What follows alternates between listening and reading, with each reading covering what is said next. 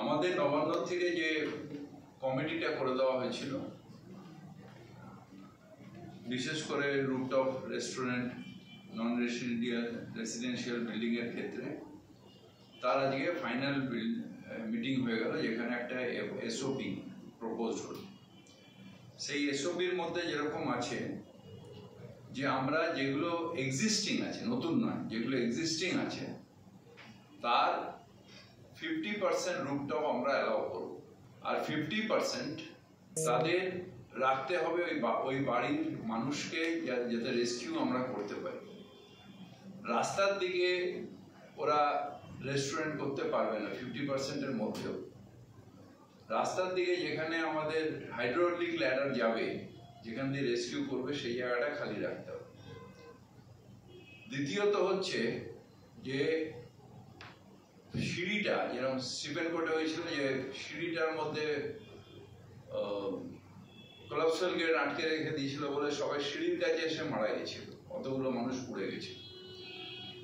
এখানে সিঁড়িটাকে তো আপনাকে খালি রাখতে হবে ডে অ্যান্ড নাইট, যাতে মানুষের রেস্কিউর জন্য সে চলে যেতে পারে এবং সেখান দিয়ে ছাদে গিয়ে আশ্রয় নিতে পারে যখন নিচে আগুন লাগবে। দ্বিতীয়ত হচ্ছে যে সব নন রেসিডেন্সিয়াল এলাকায়, সেটা হোটেল হোক, রেস্টুরেন্ট হোক, স্কুল হোক, ফ্যাক্টরি হোক, সবগুলো জায়গায় ফায়ার একটা অডিট করবে।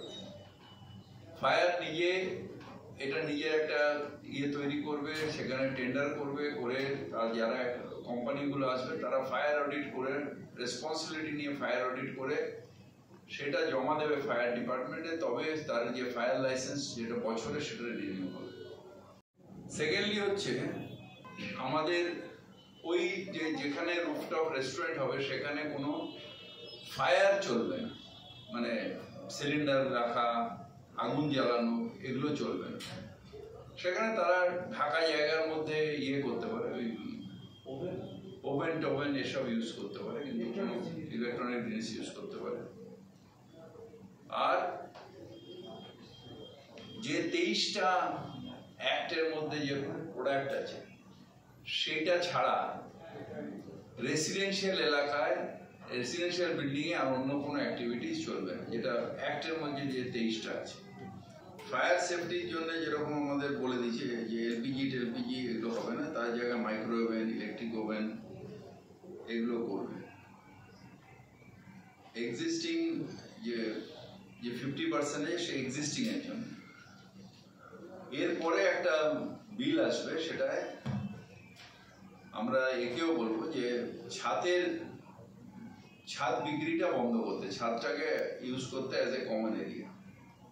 যে কোনো বিল্ডিং এর ক্ষেত্রে ছাদটাকে কমন এরিয়া হিসেবে বিক্রি করার জন্য।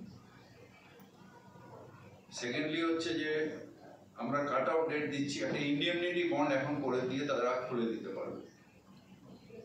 সেই ইন্ডেমনিটি বন্ডটা 3 মাস ভ্যালিডিটি থাকবে। 3 মাস বাদে ফায়ার,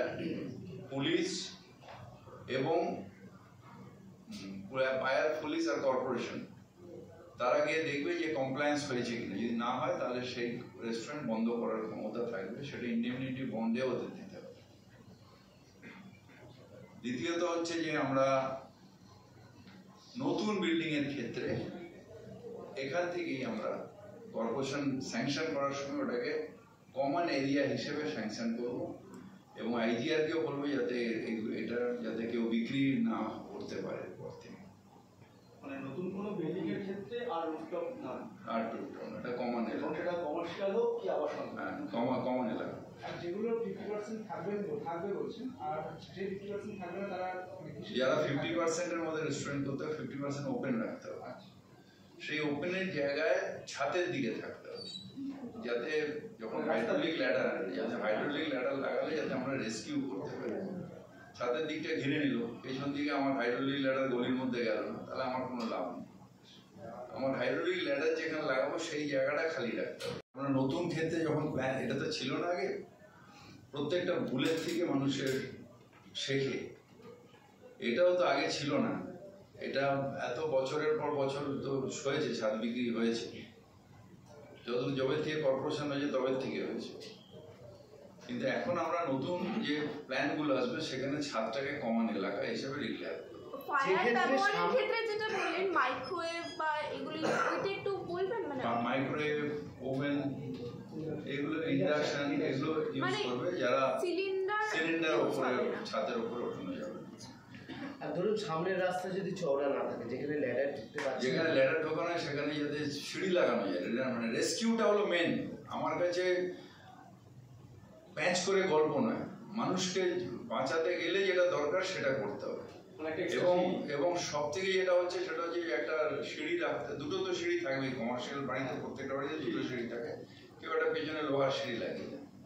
কিন্তু যে সিঁড়িটা থাকবে মেন সিঁড়িটা, সেটা বন্ধ করা যাবে না, মানে কোনো জায়গায় আটকানো যাবে না।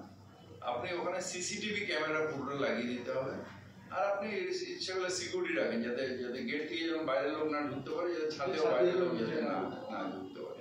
মানে ওরা এই ডিক্লারেশনটা কবের মধ্যে দেবে? মানে 15th of this month, দেওয়ার পরে খুলবে, দেওয়ার আগে খুলতে পারবে। মানে পুজোর আগে খুলে যাচ্ছে রুফটপ, পুজোর আগে খুলে যাচ্ছে উইথ 50% যদি ইন্ডেমনিটি বন্ডটা দিয়ে দেন, তাহলে 3 মাসের মধ্যে তাকে কমপ্লায়েন্স এক হচ্ছে যে আপত্কালীন পরিস্থিতিতে উদ্ধারকার সহজ হয় সেই কারণে ব্যবস্থা করতে হবে, নতুন কোনো রুফটপ খুলছে।